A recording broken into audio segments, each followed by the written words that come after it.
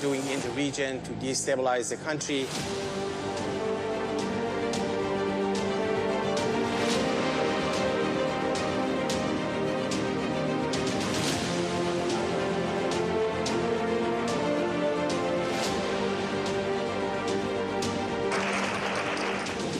واشینگتن 24 آذر 1400 کنفرانس مطبوعاتی دفتر نمایندگی شورای ملی مقاومت. سیاست در قبال ایران، دخالتهای رژیم آخوندی در منطقه و تهدیدهای اتمی. قسمت اول.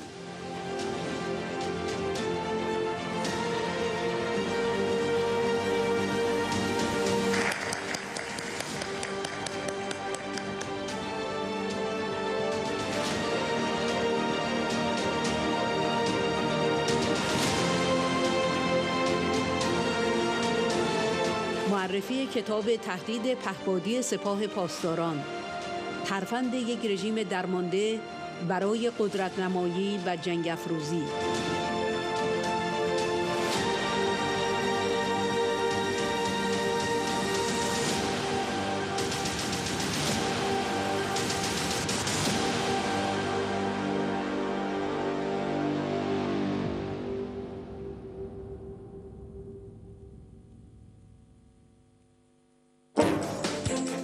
سناتور جوزف لیبرمن: افشاگری‌های معتبر شورای ملی مقاومت به امنیت بین المللی در مقابل تهدیدهای رژیم ایران کمک می‌کند.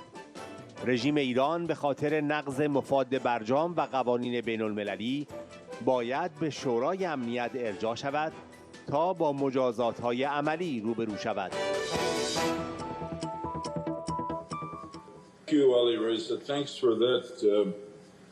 Characteristically compelling report, in this case about the Iranian drone program. And I must say that what you've just presented, and I'm sure the written report backs it up, reminds us that the NTRI-US is not just an advocacy group, but it also has become a respected think tank, you might say, and even beyond that, a kind of independent intelligence agency whose reports have attained credibility, but also in Iran itself. And I want to step back for a moment and put this in a larger context. The world today obviously is unsettled in many ways, and we have the continuing threat of terrorism to the United States, including terrorism sponsored by the number one state sponsor of terrorism, which is the Islamic Republic of Iran. Here's the point I want to make at the outset, and I'll amplify it briefly. It is I think we're on the wrong course, we the United States, in our efforts in Vienna to re-enter the JCPOA.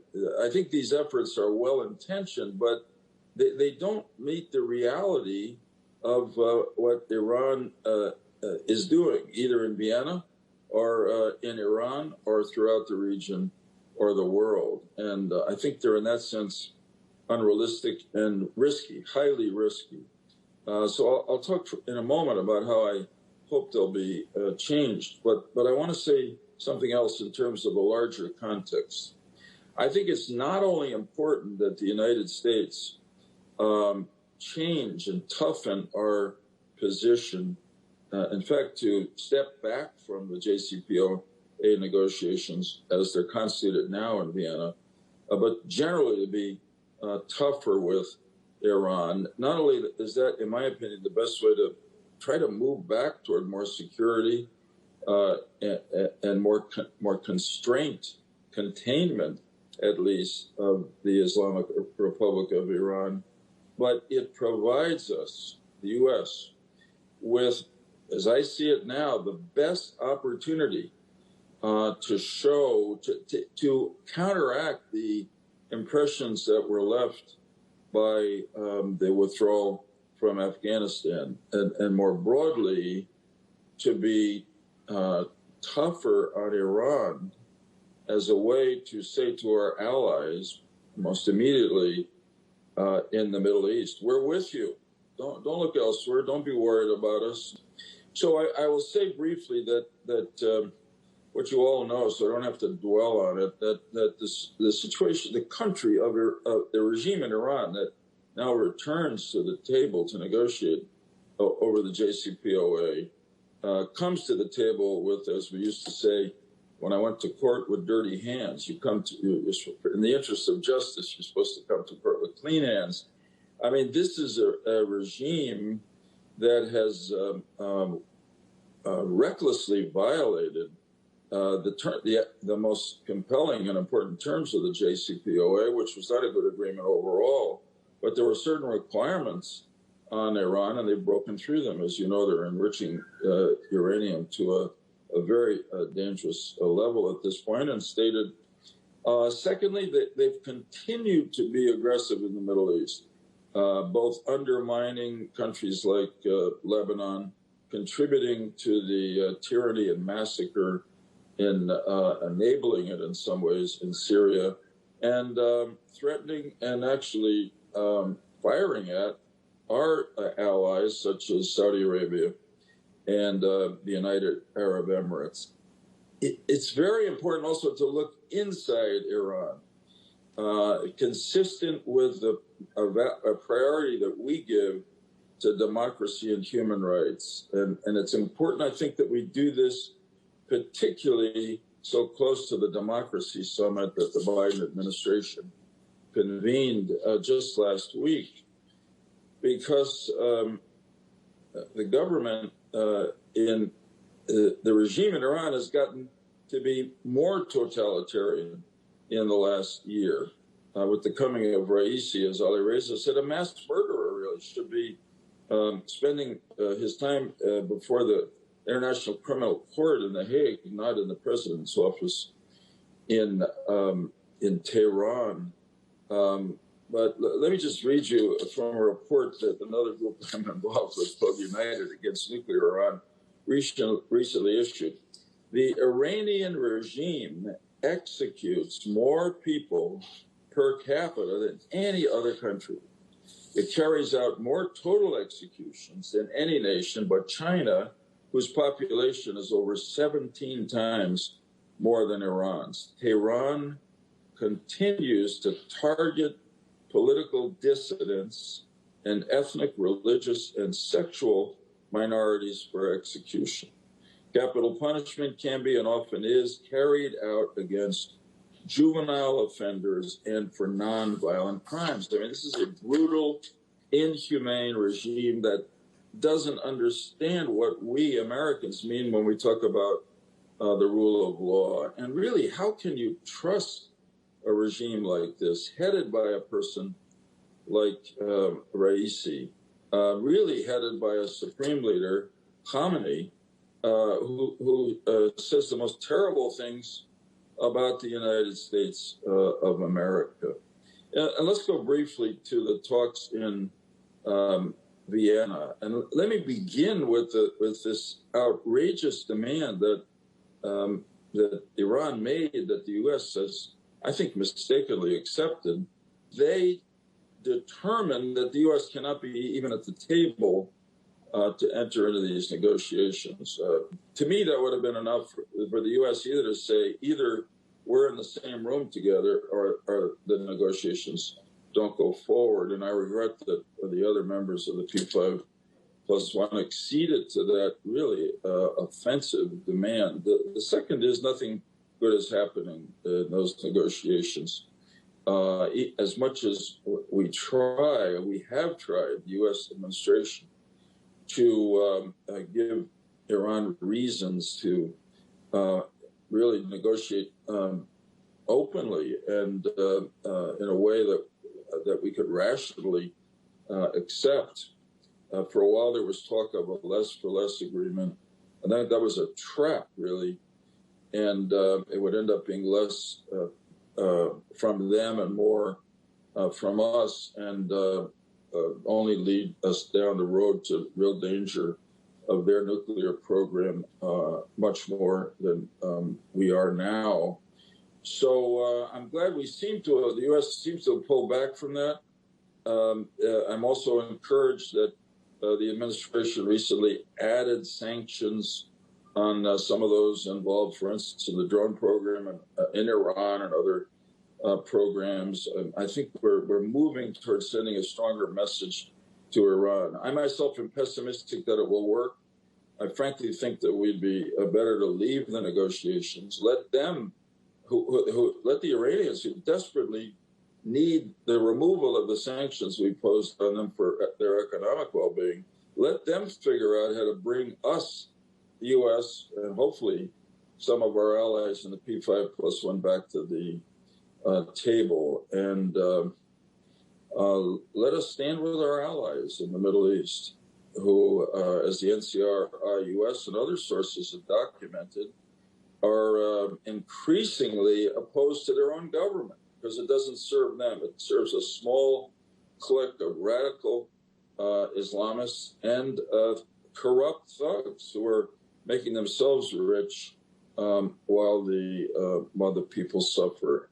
Obviously, for their violations of JCPOA and various other international norms, Iran should be brought to the UN Security Council and face punitive action there.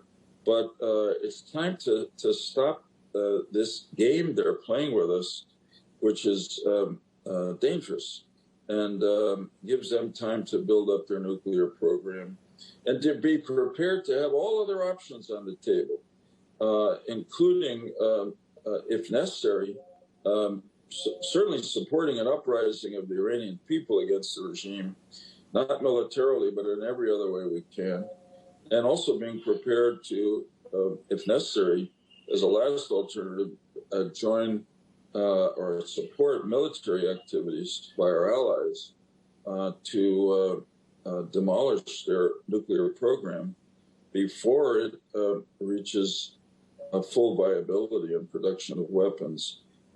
There's no easy path here. What may seem like the easy path, maybe in Vienna, may seem like the most dangerous. And I think we have in the United States, I say as a final word, indicated by some of the recent legislative actions, including the Stop the Drone program legislation, the beginnings of a return of a bipartisan congressional consensus on Iran, which was sadly, destroyed really for a while, or certainly ended for a while by the debate over the JCPOA in 2015. Truth is, members of both parties really see the threat from Iran, and increasingly, I think, with the advocacy that NCRI and the facts that the NCRI think tank puts out will be supportive of action legislation that will send a tough message to the government in Tehran, which is the only message that they will respond to. Thank you.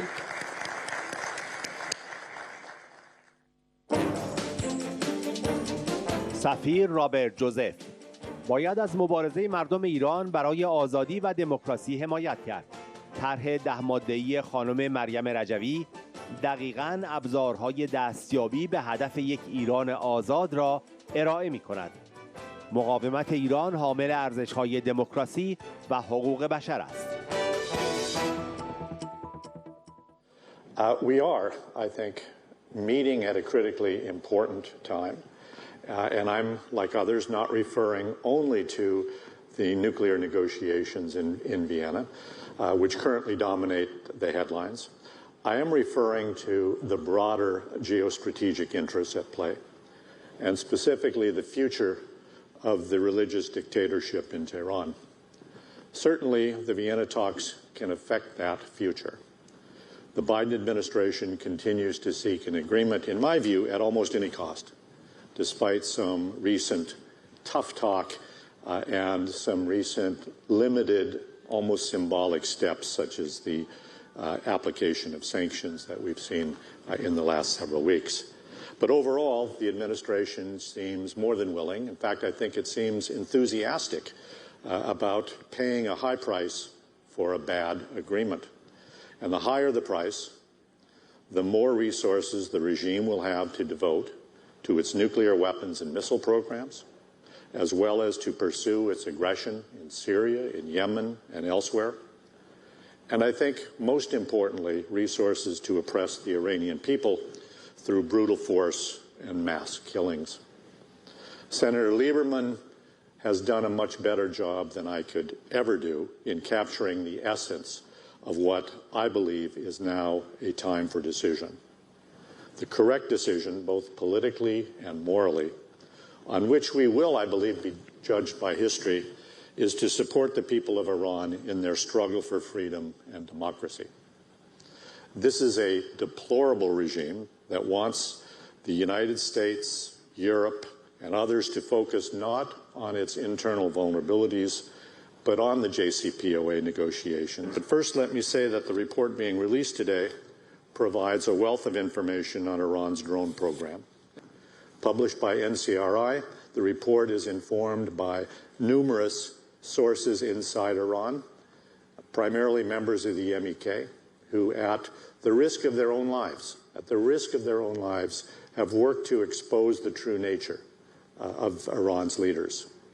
The high value placed on drones is reflected in the amount of resources that have been committed to acquiring a large and sophisticated UAV arsenal, both through domestic production and through the illicit procurement of advanced components abroad.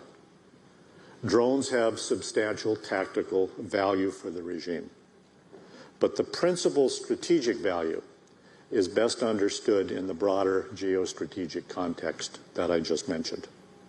Having lost all legitimacy at home, the regime sees its very survival as a function of its ability to export its influence and ideology outside of Iran.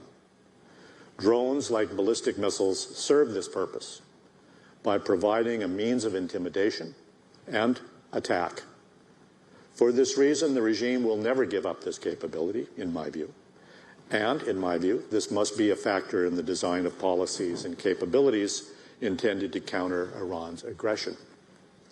As the Biden administration continues what I believe is a quixotic attempt to restore the 2015 nuclear accord, it should keep in mind the lessons and the unintended consequences of that agreement, especially the lifting of sanctions and providing the regime with billions and billions of dollars to devote to weapon systems such as drones. The expectations of the Obama-Biden administration have been proved to be both false and dangerous, and yet we continue to have those same expectations. The money that was not siphoned off through corruption was used to acquire even more deadly arsenals of missiles, drones, and other weapons to support the murderous Assad regime, the Houthis, and others, including Iran's terrorist proxies. The Biden administration, in rejecting these concerns, has stated that rejoining the JCPOA is only the first step, a step that will be followed by negotiations to address the agreement's flaws, such as its failure to limit ballistic missiles and curb Iran's malign behavior in the region. The illusion that Iran can serve as a stabilizing force in the region can only be explained by the triumph of hope over experience. Just look at the rogues gallery that constitutes the new Iranian leadership, at least 10 of whom are currently sanctioned by the United States, Europe, and the United Nations. Foremost, of course, is President Raisi, who served as a member of the Death Committee in the murder of thousands of political prisoners in 1988, a true crime against humanity that has recently been described by over 100 European parliamentarians as an act of genocide. These executions, aimed primarily at the MEK, have been widely condemned for decades, with human rights groups calling for an investigation into Raisi's part in the killings. In 2019, the United States condemned Raisi's appointment as the head of Iran's judiciary, and sanctioned him, citing his role in the mass executions and his participation in the brutal repression of protesters following the 2009 sham election. The selection of Raisi as president reflects, in my view, the moral bankruptcy of the mullahs. And most of all, it reflects their fear of the Iranian people's call for justice. Today, the mullahs' desperation is palpable. We can see it in the calls across Iran for an end to the corrupt regime. The people of Iran have seen their beloved country become a prison to those inside and a pariah to those on the outside. President Biden stated at the recent Democracy Summit just last week that the world is at an inflection point in the competition between democracy and autocracy. And on this point, he's correct. But he should practice what he preaches. The choice is clear. We can pursue misguided and failed policies that provide resources to the oppressors, or we can support the Iranian people in their struggle to overthrow their oppressors through regime change from within. It's a false choice, but one that we hear frequently, that we must choose between diplomacy and war, between negotiation and war. But appeasement of evil regimes through diplomacy is the wrong choice, as we know from history, and it often leads to war. The right choice is not war or military invasion. The right choice is to support the resistance to this regime, the resistance that upholds the values of democracy and human rights. Mrs. Rajavi's plan of action, the well-known 10-point plan, provides exactly that vision. And the organized opposition within Iran provides the means to achieve the goal of a free Iran. Thank you. Thank you so much.